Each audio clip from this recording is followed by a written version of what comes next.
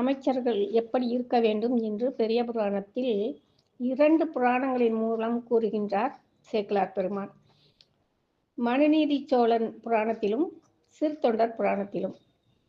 மனுநீதி சோழன் பையனாகிய வீதி விடங்கன் ஒரு நாள் தேரில் வலம் வரும்பொழுது அவனுடைய தேர் சக்கரத்தில் ஒரு இளம் கன்று வீழ்ந்து இறந்து விடுகிறது.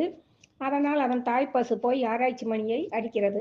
உடனே அரசன் என்ன நடந்தது, ஏன் இந்த பசு மணியை அடிக்கிறது என்று கேட்கும்போது அமைச்சர் வளவ நின் புதல்வன் அங்கோர் மணி நெடும் தேர் மேலேறி அளவில் தேர் தானை சூழ அரசுலாம் தெருவிற் போங்கால் இளைய ஆண் கன்று தேர்கால் இடை புகுந்து இறந்ததாக தளர்வுறும் இத்தாய் விளைத்ததி தன்மை என்றார்.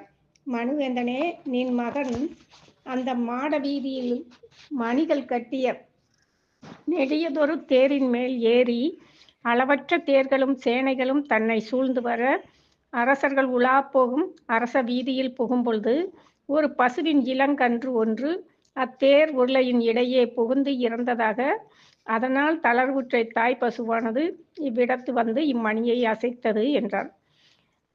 அதோடைய பொருளை பாருங்க. அறம் துஞ்சும் செங்கோலுடைய நின் மகன் ஆதலின் அவனும் அந்த அறத்தினின்றும் மாறுபடான். அவன் சென்ற தேரும் மணிகட்ட பெற்றதும் மிக உயரமும் ஆனதாகும். ஆகையால் அம்மணி ஓசை கேட்டு அக்கன்று விலகி இருக்க வேண்டும், அல்லது அத்தேரின் பெரிய வடிவத்தை கண்டாவது விலகி இருக்க வேண்டும் என்றார். இளங்கன்று ஓடி வந்ததை அரசகுமாரர் மட்டுமின்றி அவருடன் வந்த தானை தலைவர்களும் பார்க்கவில்லை. எனவே அதனால் பார்க்காதது அவன் குற்றம் இல்லை.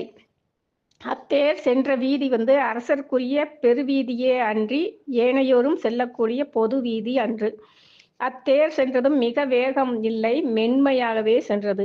இவ்வாறு பிற பிற சூழல்களில் தவறு இல்லை. எனவே அக்கன்றுதான் தவறு செய்து விட்டதோ என்றால் அதுவும் இல்லை. சென்ற கன்று இளங்கன்று ஆதலின் பயம் அறியாது என்பார்கள்.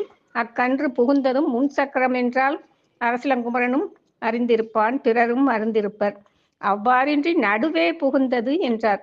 எனவே இத்தாய் பசு மணி அடித்தது என்று கூறுகின்றார். இவ்வாறு அறிவு திறமையால் வீதி விடங்கன் மேல் தவறில்லை என்று உண்மையை அற்புதமாக விளக்கினார். இப்படித்தான் அமைச்சர்கள் என்பவர்கள் இருக்க வேண்டும்.